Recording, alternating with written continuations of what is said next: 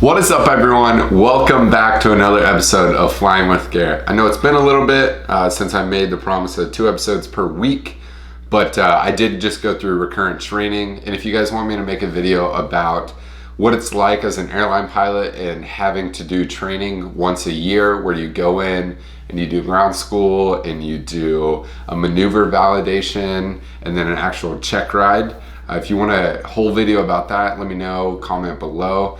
And while we're talking about it, go ahead and smash that thumbs up button and subscribe if you are new here.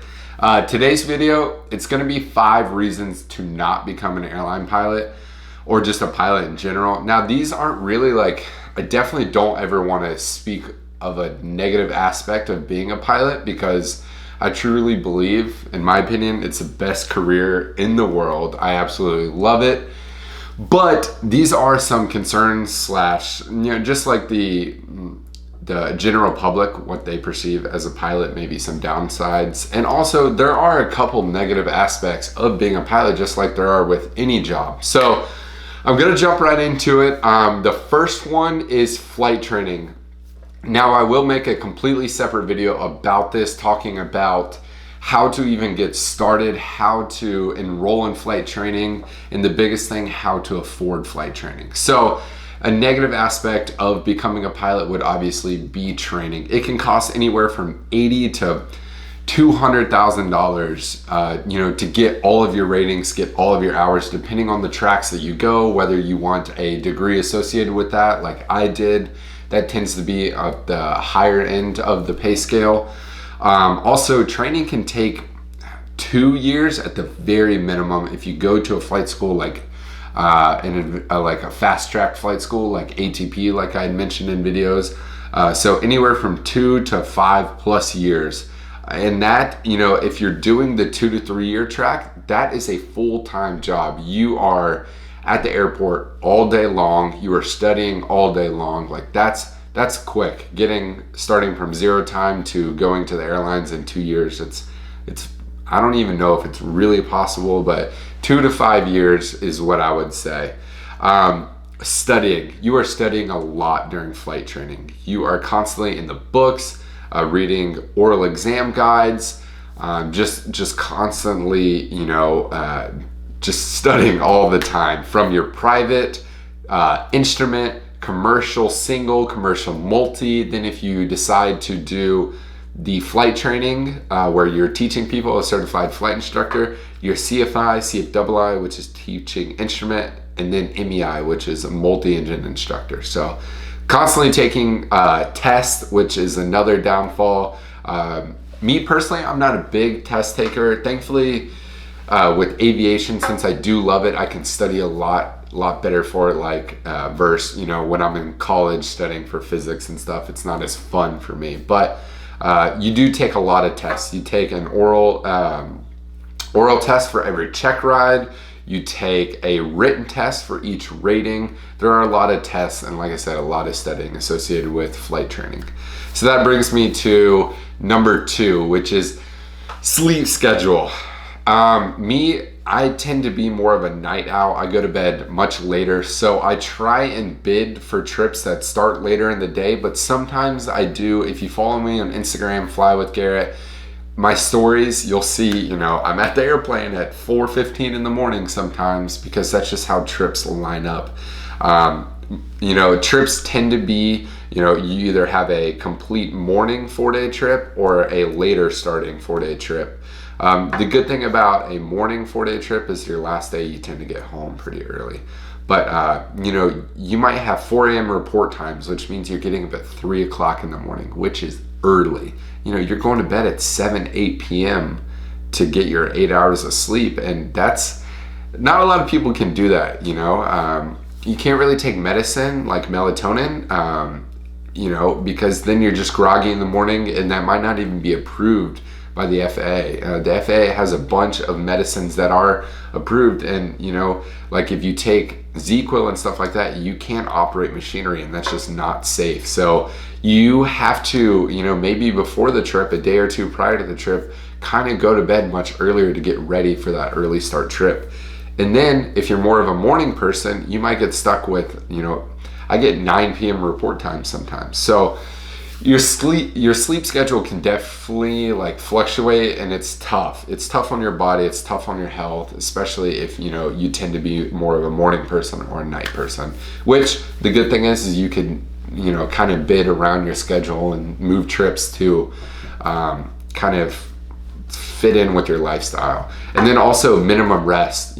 Sometimes this is a newer thing, but it's to help with pilots being fatigued. So we get a minimum rest of 10 hours. That means door open from when we set that parking brake and open the door, 10 hours of rest starts. So you got to get to the hotel, you've got to eat, you've got to kind of decompress and get ready for bed. So that sometimes you're not even giving yourself 8 hours in bed. So sometimes you do get hit with a minimum 10-hour rest. It doesn't really happen, but if delays happen all throughout the day and you get pushed back and you're getting done 4 or 5 hours later than you're supposed to, then you could get hit with that minimum of 10 hours of rest. And for some people, after flying, it's tough to tone your brain down and kind of decompress and get some food and relax. And sometimes you're not getting that 8 hours of sleep. So that brings me to reason number 3 of not being a pilot, and that's working holidays. Newer pilots in the industry tend to, like myself, we work a lot of holidays. Thanksgiving, Christmas. It can be tough sometimes, especially if you have a family. But for me, it's not that big of a deal because I don't have kids or anything. But you will get stuck with working holidays in the beginning part of your career, which is unfortunate. But for me, it's not that big of a deal. And that brings me to point number 4, and that's gone from family. This is probably the biggest thing, the one or two biggest things about being a pilot is you're away from your family. I'd say a lot, depending on the airline that you work for. It depends on your schedule, how many minimum days off you get a month. But I would say I'm gone about half the month, and if I had little kids, that's tough. I called my father last night, who has been in the industry for 35 plus years, and I said, hey, what are some reasons why you would not become a pilot? And he said, there's only a couple, and being a pilot and gone from your family is probably the biggest thing that he said. For me, I'm thinking back in my childhood, I don't really remember him being gone that much.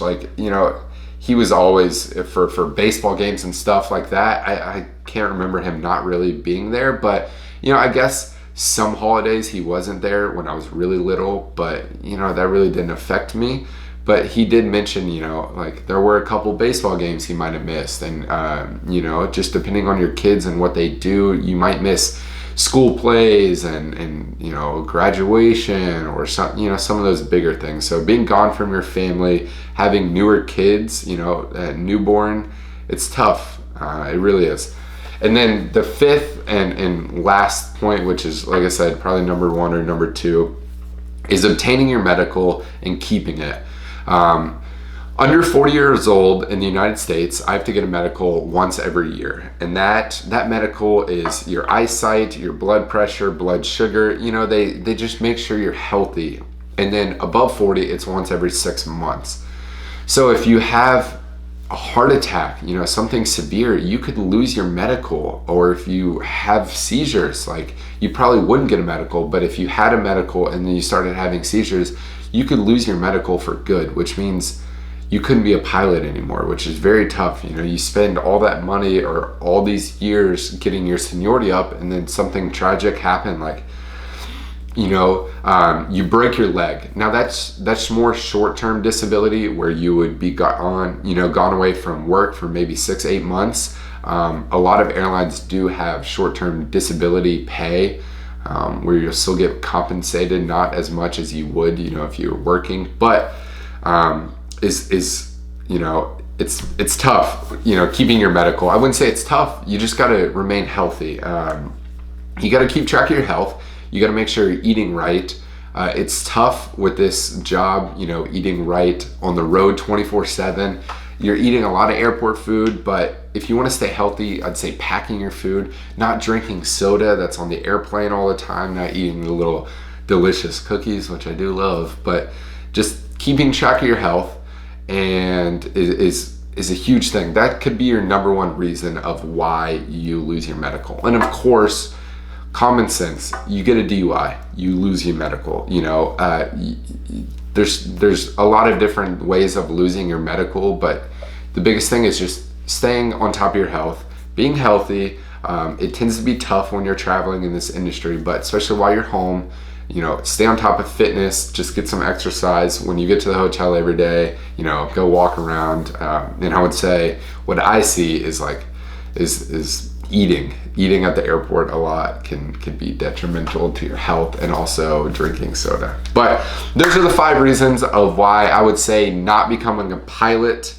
There are a couple more of maybe like, you know, keeping your job. What if the economy goes into another recession? I tend to think that corporate pilots would lose their job a lot faster. You know, big companies, one of the first things that they would do if, you know, the economy went into a recession was get rid of the private jet. You know, that's something that you don't have to have. But airline travel, there's always going to be business travelers and stuff. So I would say airline pilots tend to have a little bit safer job security versus corporate pilots. But yeah, those are pretty much the reasons of why I've decided, you know, the things that I've decided of why you would not be a pilot. Like I said before, this isn't like personal reasons. This is just what I've seen across the industry, across comments, you know, in the section below. I still think it's the best job in the world. I can't imagine doing anything else. But that's it for today's episode. Go ahead and throw in the comments of what next episode should be on. If you guys enjoyed this, smash that thumbs up button for me. I really appreciate it. I love all the feedback. And if you're new here, subscribe. And I will see you in a couple days. Peace.